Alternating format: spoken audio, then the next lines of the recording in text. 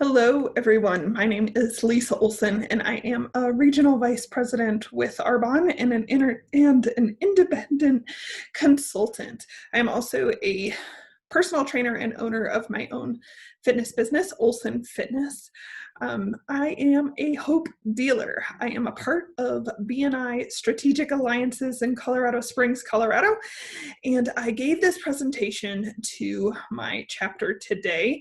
I am going to redo the presentation without having to fly super fast through it, but it should be less than 10 minutes long, as this is just a message that has been on my heart. I was asked to present last minute. I was asked on Tuesday to present to our chapter 2 days later, and I thought this is my platform to be able to share what's on my heart, what's on my mind, and help my Black friends in my community learn more and make a difference. So please follow me on any social media, on Instagram, on Facebook. You can see my websites are on this screen as well. But I want to tell you, I am a hope dealer. I've been a hope dealer. It didn't just come about. I have actually a license plate on my Mercedes-Benz that says Hope Dealer. This is a picture shown here with me and my kiddos at a presentation where we were celebrating the promotion to the top 2% of the company with Arbonne, and you can learn more at earnings.arbonne.com. And we were just celebrating. My goal is to have a whole bunch of hope dealers in my tribe all around the streets, people that are giving hope to others, making a bigger impact, and sharing with the world what we do. You may think that we sell a lot of protein and fizz sticks. That's not what this presentation is about whatsoever. That's the only time you'll hear me say anything about our products. What we do and who I'm looking to partner with are people that are hope dealers, that are love dealers, that are ready to make an impact on this world and see their leadership grow and shine and help make a difference in so many other people's lives. So as a hope dealer, I want to tell you there is a difference between hope and hype. Hope, I believe for the best and doing everything in my power to make it the best. We have to continually give people hope, not just a little bit of hype here and there. We need to do everything in our power to make it work for however long it takes. When we find answers, we share them together and are on a hope journey together. You may hear some reference and some things that you've heard from John Maxwell. I love John Maxwell. I love Jim Rohn. So you'll be hearing a lot of things from them. My goal is to help you fill up your cup, help you become a better leader so that you can pour this out to your community. This may be a message that you already know, maybe not, but your goal as a leader should be to help other people grow as well and become the best versions of themselves. In a crisis, we see who the leaders are. This is the finest time for leadership. This is the time to rise. I'm going to make a difference and help others get better. And our next wave of heroes are going to be leaders as well. Some people during a crisis may be looking for an answer, but some may not, and they may be looking for a friend. So I encourage you to be present. Hear some stories from my friends, and I asked them, what can I do? How can I help? What should I do as a white woman in this community? Here's what they had to say. Teresa Barnes is a mental health counselor with Restorative Place.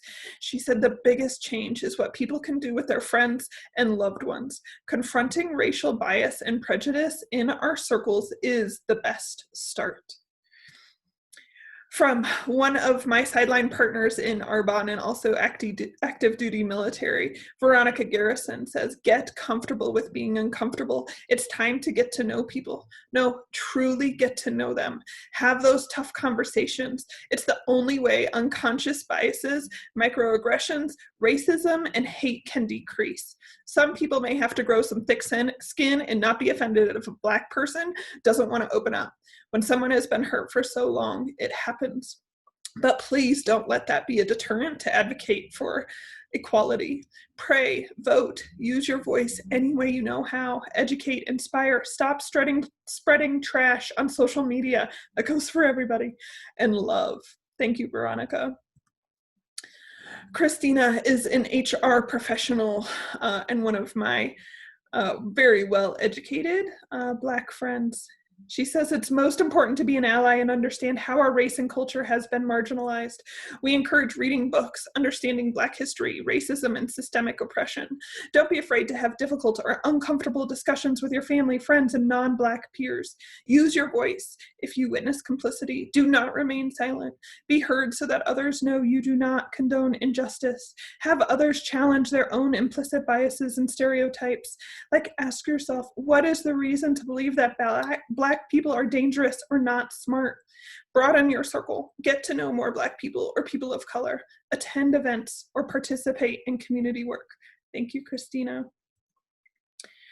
Good dear friend and very big leader in the Colorado Springs and Key West, Florida area, Rodney Gillette. He's the owner of Firma IT. FirmaITSS.com is his website to be able to protect your business from hackers. He shares, I want to share this, leaders are also good followers. Rodney Gillette is one of the strongest leaders I know. And if he's following people, I want to know who he follows and who he looks up to and looks to and comes together with.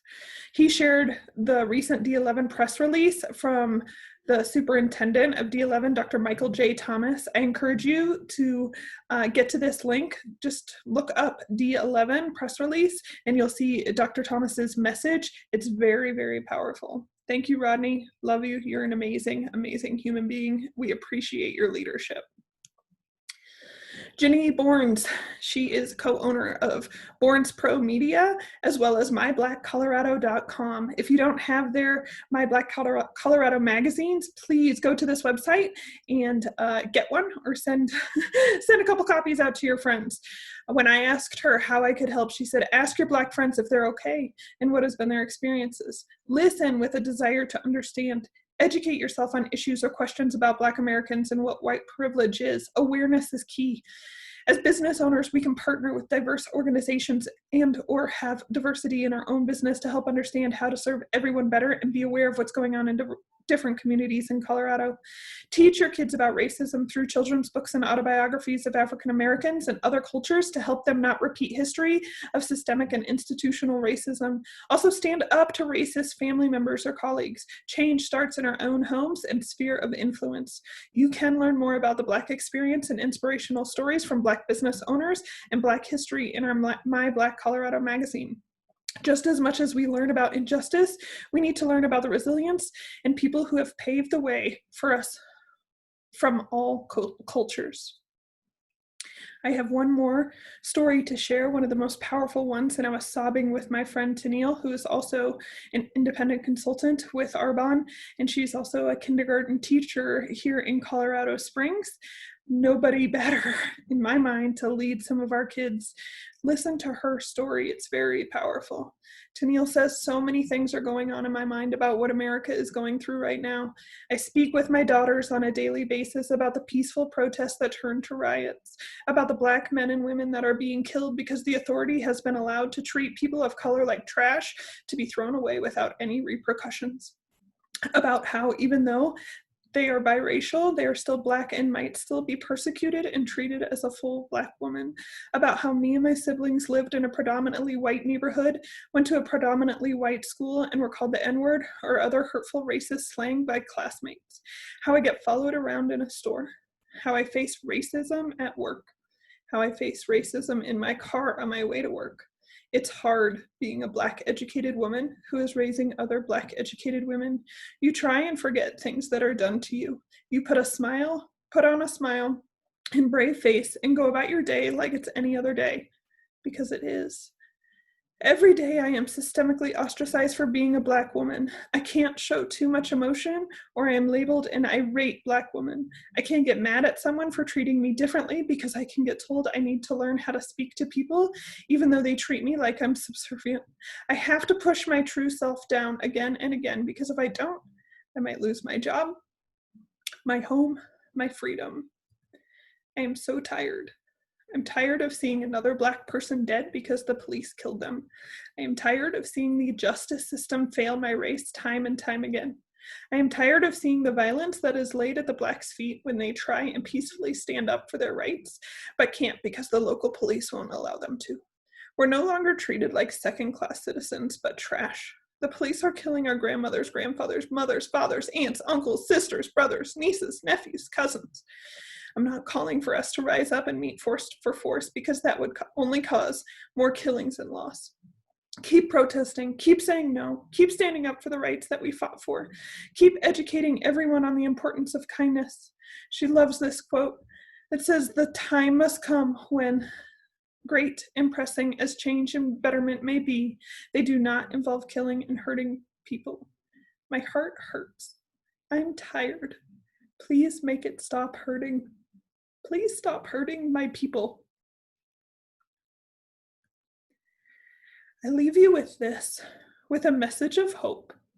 And this is from Jim Rohn. It's always easier to think than to do. Easier to promise than achieve. It's easier to pretend than to produce. It's easier to plan than to act. I ask you not to do what is easy, but to do that which will bring you the achievements you seek. Commit yourself to yourself. Together, let's do something remarkable. I hope this is a message of hope. I love you all so much. Thank you.